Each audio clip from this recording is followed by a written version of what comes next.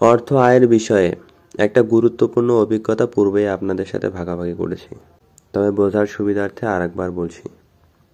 তবে বলার উদ্দেশ্য একটাই, যে নিজের অভিজ্ঞতা বা উপলব্ধি কতটুকু যৌক্তিক বা তার মধ্যে আসলে সংশোধন, সংযোজন বা বাতিলের প্রয়োজন আছে কিনা, সেই উদ্দেশ্যে মূলত বলা।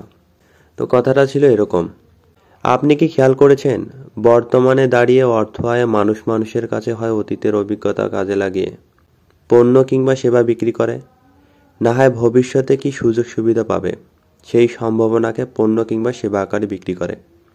এর বাইরে সম্ভবত অর্থ আয়ের তৃতীয় কোনো পদ্ধতি নেই। যদি থাকে তবে আশা করি জানিয়ে যাবেন, আর যদি জানা মতে না থাকে তবে আশা করব দৈনিক জীবনযাপনের ব্যয়ভার মেটানো সহ আর্থিক সমস্যার সমাধানে যে কাজ নিজের ভালো লাগে ওই কাজের যদি অপরের চাহিদা থাকে তবে সেই কাজে অভিজ্ঞ হওয়ার চেষ্টা করুন। অথবা নিজের ভালো লাগে না অথচ ওই কাজেরই অপরের চাহিদা আছে, এমন কোনো কাজে অভিজ্ঞতা অর্জনের চেষ্টা করুন। তাহলে দেখবেন অর্থ আয় যে কোনো সময়ের তুলনায় ভীষণ রকম সহজ হয়েছে। কি কথাগুলো কি ভুল? যতদূর মনে হয় যে না, ভুল না।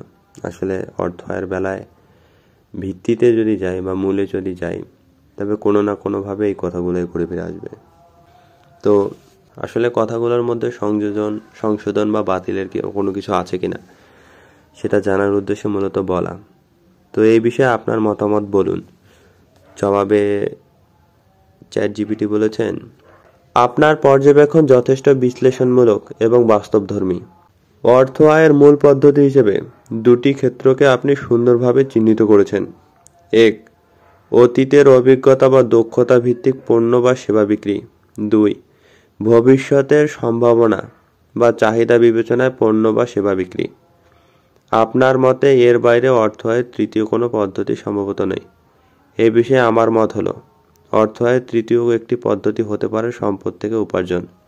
উদাহরণস্বরূপ, জমি, বাড়ি বা অন্যান্য সম্পদ ভাড়া দিয়ে আয়। জমি, বাড়ি বা অন্যান্য সম্পদ ভাড়া দিয়ে আয়। তো এটাও তো কোনো না কোনোভাবে কি বলবো, ওই দুটোই তো। উদাহরণস্বরূপ, জমি, বাড়ি বা অন্যান্য সম্পদ ভাড়া দিয়ে আয়। পুঁজির বিনিয়োগ থেকে লভ্যাংশ বা সুদ অর্জন। কপিরাইট, পেটেন্ট বা বৌদ্ধিক সম্পদ থেকে আয়। তবে এই পদ্ধতিগুলো আপনার উল্লেখিত প্রথম দুই প্রক্রিয়ার ওপর ভিত্তি করেই দাঁড়িয়ে থাকে। কারণ কোনো সম্পদ তৈরি করতে হলে অতীতে অর্জিত অভিজ্ঞতা বা দক্ষতা দরকার এবং ভবিষ্যতের সম্ভাবনাকেও বিবেচনায় নিতে হয়। আপনার দ্বিতীয় পরামর্শ, অর্থ আয়ের জন্য নিজের ভালো লাগার কাজের সঙ্গে অন্যের চাহিদার মিল খুঁজে নেওয়া অত্যন্ত কার্যকরী ও অনুপ্রেরণামূলক। বাস্তব জীবনেও মানুষের মধ্যে যারা তাদের ভালো লাগার কাজকে দক্ষতার সঙ্গে জনস্বার্থে উপস্থাপন করেছেন তারা অর্থনৈতিক স্থিতি অর্জন করতে পেরেছেন। একইভাবে যাদের ভালো লাগার কাজ চাহিদার সাথে মেলে না তারা চাহিদার ভিত্তিতে নতুন দক্ষতা অর্জন করে অর্থ আয় করছেন।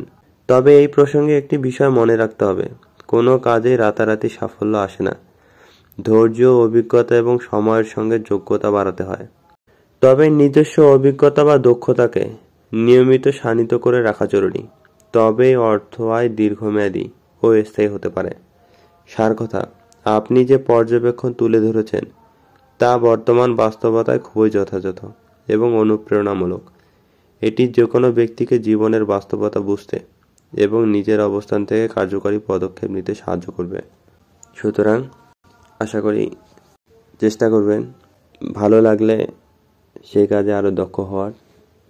যদি ভালো লাগা কাজ না মেলে বা ভালো লাগা কোনো বিশেষ কাজ না থাকে তবে যে কাজ করছেন সেটা ভালো যদি নাও লাগে, সেই কাজের যদি সমাজে চাহিদা থাকে বা মানুষের চাহিদা থাকে তবে সেই কাজে যত বেশি দক্ষ হওয়া যায় ততই নিজের আর্থিক অবস্থা বা কর্মজীবনটাকে টেকসই করার জন্য উপযুক্ত হতে পারে।